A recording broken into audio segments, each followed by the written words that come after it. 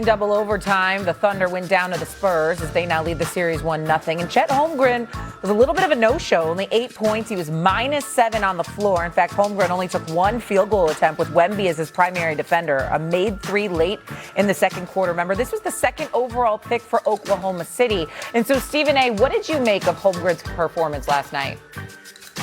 You know, San Antonio, as I said, is here. And so I wanted to make a left turn with this show because I have the ability to do that from time to time. Mm-hmm. And with Will Bond here in our New York studios with you, Shay, and Cameron, I wanted to give the basketball world something to think about that should, for its consideration.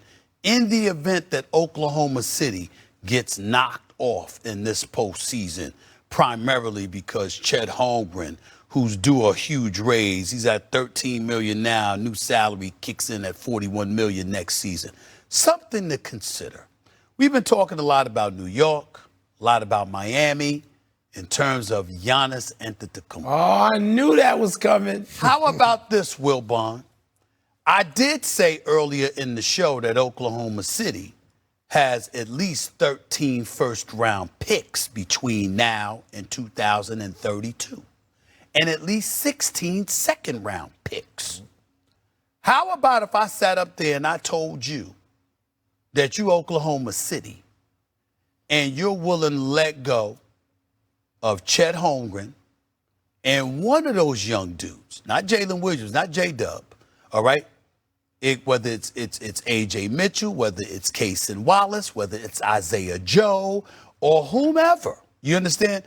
If anybody can afford to let go of two players that are in the rotation, it is Oklahoma City, along with 2 first-round picks and 2 second-round picks for Giannis Antetokounmpo. What would you say to that? Giannis in Oklahoma City with a Hartenstein, okay, with a Shai Gilgeous-Alexander, with a J-Dub, potentially with an A.J. Mitchell, potentially with the Cason Wallace. Man, you only talk about 2 players, 2 first-round picks, 2 second-round picks for Giannis Antetokounmpo. What would y'all say to that? I would, Stephen A., I hang around New Yorkers, you and Tony, too much. Because yesterday I said to him during the break on PTI, I said, if you lose in your OKC, do you need to take a big swing? And he was like, yes, yes, yes, Giannis. And so you two are on the same page. What a shock. Yes, Stephen A., Giannis needs a reset, all right? Because right now he's become a rumor.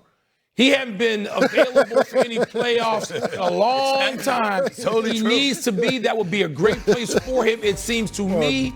There'd be some pressure still, but less of it playing with SGA and the lineup you said. Yes, I would do that deal if I'm both parties. Cameron? Oh, man, that's tough. Giving up 7 years. Yeah. When you think about it is. I agree. Yeah, you're giving up 7 years. Giannis 31, Chet 24. But if you're in a win now situation, I love what you just said. Giannis is a rumor. Yeah. But I don't think Giannis wants to go to a small market.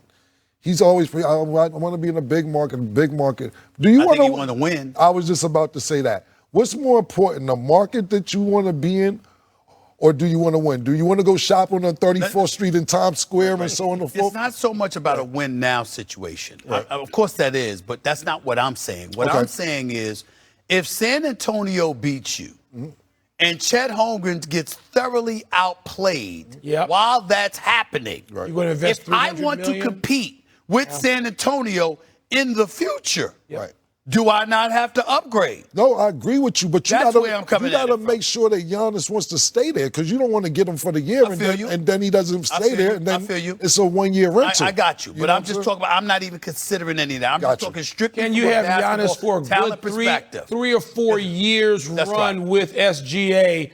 Stephen A., I love that. I love that possibility. The framework might have to change a little bit, but the particulars, but the framework would be there. And remember, Giannis in the open court. Remember, he's good for 30 and 11 a night. Remember that he's somebody you have to contend with on a defensive side of the ball, which might compromise you offensively to some degree. And he's a legit 6'11". Let's not forget that. True. I don't know that you would need to give up Chet Holmgren and a player and 2 first-round picks and 2 second. Like, wouldn't Chet plus 2 ones and 2 twos But Shay, I'm saying don't fret over that. Right. Because they got 13 They have picks all the assets. in the first round and 16 in the second round. Right. They can afford it. Like it. True. I like it too. All right, coming up, Knicks, Cavs, a trip to the finals on the line. Stephen A. will tell you what the biggest question should be as we head into tonight's Game 1 at MSG. That's next. Hey, Danhausen found some Knicks fans, it looks like. That's pretty good. You guys going to the game tonight? Great, because you know Danhausen uncursed them, and now they've been on quite the streak, a winning streak, if you will.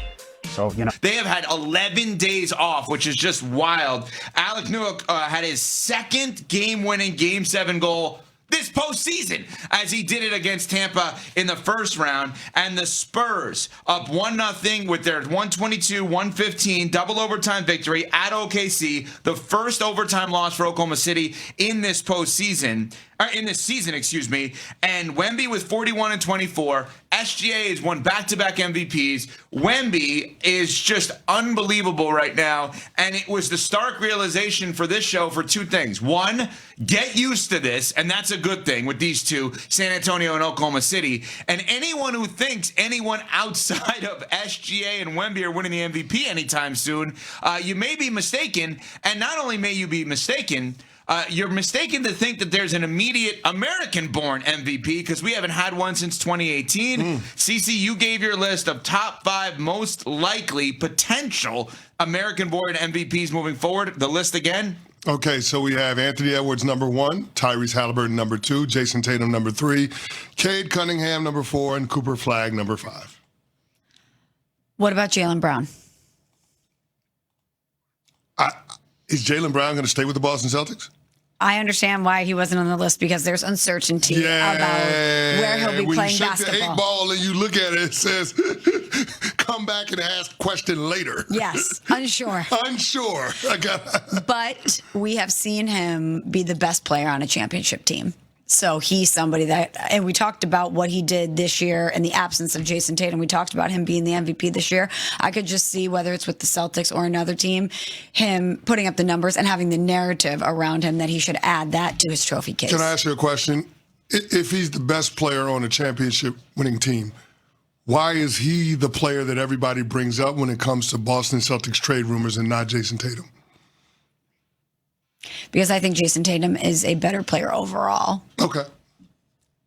Tatum was leading in a lot of categories during that run. He was. Trust me. I remember. Yeah. But Jaylen Brown earned that. He earned he's conference finals MVP, finals MVP. He got that. He deserved that. He made a lot of big shots, played really good ball, played really good defense, too, during that stretch. I just don't know where Jaylen Brown is going to be. Right. And Jason Tatum coming back, it makes it feel like he's going to reassert himself, reestablish himself as the primary scoring option for the Boston Celtics. And it's hard to win MVP when you're not that for your team. Here's why all of this, honestly, may be null and void. Wemby hasn't won it yet. You're going to have this entire postseason. He may win a championship, and then you're going to have next season where he's going to look at it and say, I've done squat because now I got to go win an MVP. This guy's a psychopath, and I mean that in the most loving way possible. No, it's a compliment. He has not done anything in terms of what he would view as accomplishment yet. So we can sit here and debate who's the next American-born MVP. It doesn't matter because he ain't going anywhere for a while. And neither is SGA, the worst game of his playoff life last night. That's why I think this series is going 7, and why if it's going to be a short series, which I don't think it is, you got to think about the fact that Oklahoma City was stinky last night and they still needed to go to double overtime to beat them. Guys, it is more likely that Wemby wins the next 2 to 3 in a row than any of the American players win one. Let's be real about this. I understand you were very specific with your power rankings brought to us by SoFi to not give a year. That is the most important thing you did, was you did not give a year. Because at no point did you say, here are the top 5 Americans that I think could win the MVP next year. Because how many years before you think an American will win the MVP? Oh. Why would you think one of those guys is not going to win the MVP next year? You might as well have handed Wemby the iPad last night, and he looked in the camera and said, and I took that personal. Because this guy is going to be Last dance for the Thunder. he is going to be a monster in the offseason. Yeah. I mean, think about how competitive he is at 22 years old. He watched SGA get the hardware last night, and he went out and had that performance.